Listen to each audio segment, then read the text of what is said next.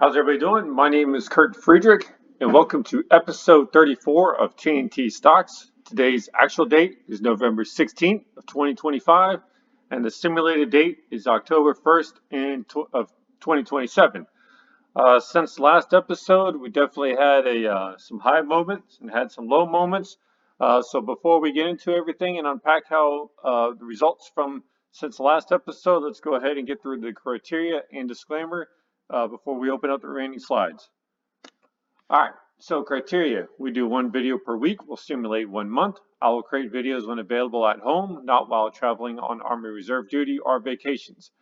Any week with a missed video will not be considered a simulated month. Each video will simulate loading $100 to the TNT Stocks account. All stocks bought in the simulation are actual companies with their actual end-of-week closing stock prices. Stocks can be sold between episodes at certain prices per personal strategies. This month we bought 3 stocks at the price range of $5 to $100, spending capped at $140. So let us see what $100 per video will look like over time. Disclaimer, these videos are for entertainment purposes only. I am not qualified or certified to give professional investment advice. Day trading has high risks involved. Any gain or loss is at a personal risk. Past performances do not guarantee success in future stock purchases. It is highly recommended that you do your own due diligence when it comes to deciding which stock you will purchase. All right, with all that out of the way, let's go ahead and get into it. All right, so as I've said in all the many previous episodes, I split our portfolio up into 2 different slides because if I try to put it all in one with the legend at the bottom, I think it's going to be pretty hard to, it's going to be all condensed and kind of hard to read and hard to see. And there's a lot of information there. So I try to break it up and make it a little bit easier for you all to pick apart what parts of this, what companies you want to see, what line items you are wanting to see. So with all that being said, we'll again just start from the top. AGL, this stock is still continuing to downslide. If you're watching this for the first time, I do not sell anything under $2. I bought this at $5.68 back in April, and the day trading platform that I use, I believe they charge a 10% if you buy or sell under $2. So we are holding on to this until it comes out of $2 or until it just falls off the market for whatever reason. And you'll see that there are 2 line items with AGL, so it's taken up a decent size of our portfolio. It is currently our highest money loser. I'll be honest, I don't like the fact that our oldest line item is our highest money loser, but this was a old strategy that I was using. The strategy did not work out pretty well. I changed my strategy back in July to a new one, and since then we've been moving in the right direction. As you'll see in some of these other line items that are, you see that we have one at 60%. I think BTSG is our highest percentage gainer. There's a 28, 29, 23, 24, another 24. Only other than what we sold here, there's only one other one that's in the negative. So we've been doing pretty well. So yeah, that AGL eyesore is here to stay. It's here to stay for a while. A few episodes ago, it was up in the 90-cent range, and you see it's now down below 60 cents. So not a good look. But anyhow, moving on, we did it here in blue, this light blue, SATS, SATS. We did sell that one. This was a one that took off, and we did make some decent money off of it a while back.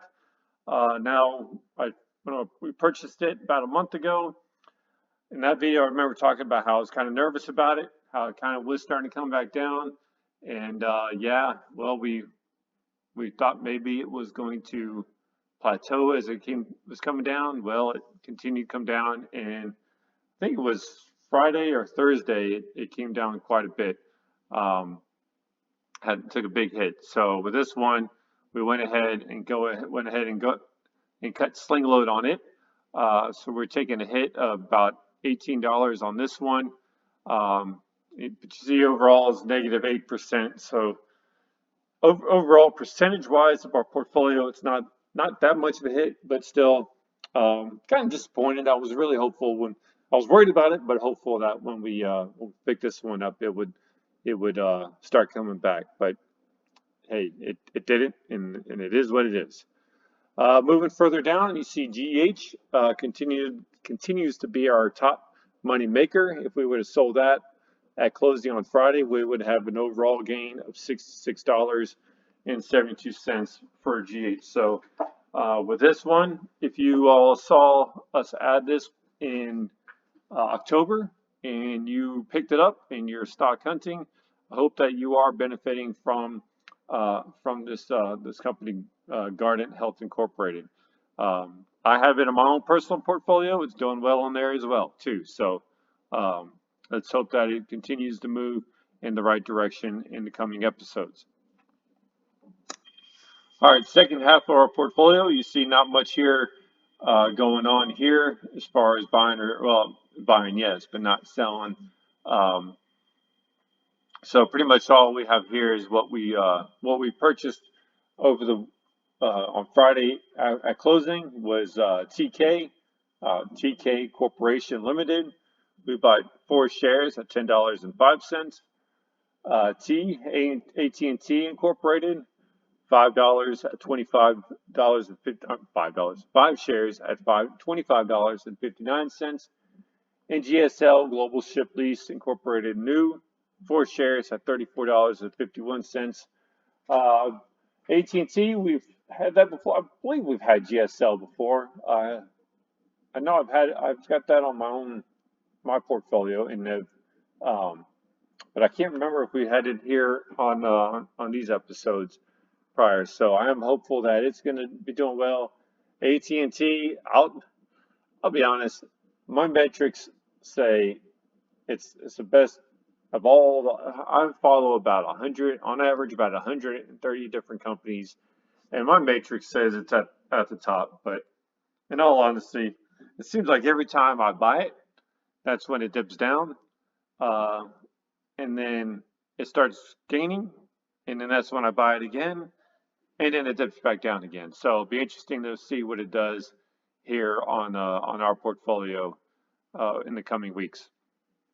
So that's what we have pretty much for what we have in our portfolio. A lot of different line items, and you see that our purchase amounts have been growing over the last several episodes. If any of you guys were watching the very beginning, we were buying shares capped at $30, $40. Now it seems like every week we're buying something over $100, capping at over $100. So overall, our total shares is 126 shares in our portfolio. And if we were to sold everything at closing on Friday, we would have had an overall gain of $237.90, which we'll open up and unpack on our next slide. So here, unfortunately, our streak of breaking the over-under records has come to an end.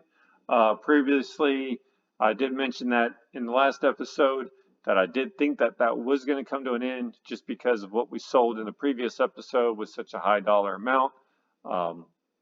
It's kind of hard to come back up from that. So it did come to an end this week, or in this episode. So we went from about 248 down to 237, $237.90 to be exact. But overall, I think that with what we did sell, I think if I remember correctly, on the last slide of the last episode, after we removed the items that we sold, we dropped underneath $200. You go back and fact check me if you'd like, but if I believe that's accurate. So with that being said, we still, with the peaks of the early week, we still gained a lot on this. So while the streak did break, I would say that there's still a good indication here about how good of a week that it was, and definitely a clear indication of how the health of our portfolio and how healthy it is, and ready to make some money off some of those companies that are in the positive in our line items. Here, unfortunately, this is really the one that I really want to see on the right side of the line on the positive side. But we've been struggling to stay on top of that side pretty much the whole time we've been doing these videos. We had a long streak of being in the negative. Last week with some of the sales, finally got on the positive. But then when we sold Sats, it put us back on the negative, just barely at negative $1.33. Um, yeah, out of the previous one and this one I showed, this is really actually the one that I want to have on the positive side because it's showing how much money we are making from our sales. Um, Generally speaking, we're gonna what we the way my strategy is, we are going to have more. How do I put this? More often than not, when we sell a line item, it is going to be in the negative than the positive. But what I'm looking for is the large positive gains, and so it'll come back on the positive side. It's just a matter of time until we sell some of those that got those high percentage increases. When that happens, then this will improve. But until then, it has still not where I wanted to be. Bottom line. All right, so we'll move on from this. Take home remains the same. Basically, this one will always be moving in the upward direction. If not, it will remain flat. If we sell a line item that has a positive uh, sale to it, then we take home half of it, put it in our bank account, put it in our wallet, whatever virtual thing we want to call it from the simulation. I call it the take home and spend how we want. So this still remains at $164.92. And if we get some of those, or if we do sell some of those high dollar um, uh, line items that have high percentages to it, then yeah, this sucker is really going to start taking off, which it will eventually. It just as our portfolio grows, it's just kind of slow moving right now. All right, here we have what's invested overall. This is basically illustrating the companies, the shares that we bought at their purchasing price, what that looks like. So everything purchased was at basically $2,700. You see, this one generally moves in the upward direction, kind of always will. Sometimes it goes flat or moves in the lower direction. That's not really a main concern. It's just how I purchased the companies with what's in our account which I guess you call it our purchasing power. What's in our account that I have available to purchase with. But here's another big one. The total. We're up to about $3,200 on this one. This one we always want to see. Well, always should always be moving in the upward direction. If it ever moves in the downward direction, that's really not good. Means I would say it means that the market is crashing. But basically, what we're looking at here is what we have overall in our. If we sold everything, here's what our what we would pocket back into our.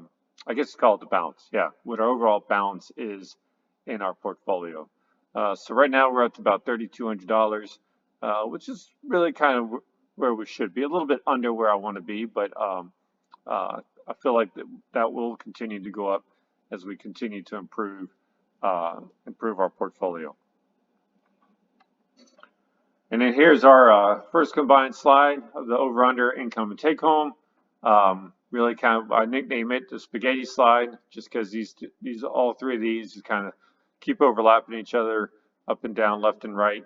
You see income still kind of right there at the bottom. Again, I feel like in the upcoming episodes it should move to the top. Well, maybe not to the top, but start catching up with the other two. So that's just a matter of time before that happens. Can't wait to see it happen, however. And in our second combine of both the investment and the total, these two should relatively remain parallel to each other. They are kind of separating, which is kind of really what we want to see. We do want to see some separation there. That means that what we paid for is actually growing from what we paid is moving in the right direction, and those companies are growing in our portfolio. And then lastly, here's our portfolio altogether. Hope this one. is not too condensed on whatever monitor you're using. If it is, you'll understand why on the first few slides I separate it. But here I just want to show everything all together. We do have a lot of line items. You do want to have a lot of line items. You do want to be invested in a lot of companies. You don't want to put everything in one. You don't want to put all your eggs in one basket. You don't want to put all your eggs in one company because more companies are going to be doing and growing better than others, and those are the ones we're trying to capture. But as you see, what I'm talking about, the overall health of our company, I kind of pointed out earlier on, and here you see it all together. A lot of companies here on the positive side are let's just call it over 10%. A lot of companies here over 10%. And a lot of companies that are potential to have some income for us in the coming episodes. But we do want to see them continue to grow. We want to grow. We want all these companies to grow in their the gain loss column here to that number to continue to increase before we do sell it. So down the road we have a larger take home for what we bring home from what we earn in our portfolio and from our work, from our efforts with our day trading efforts. All right. So with that being said, I hope you all got some useful information out of this. I do enjoy day trading. I do enjoy talking about it. I do enjoy sharing it with you, and I do hope that it helps you out with your day trading projects. So with that being said, good stock hunting. Don't forget to comment, rate, share, and subscribe. And until the next video, take it easy.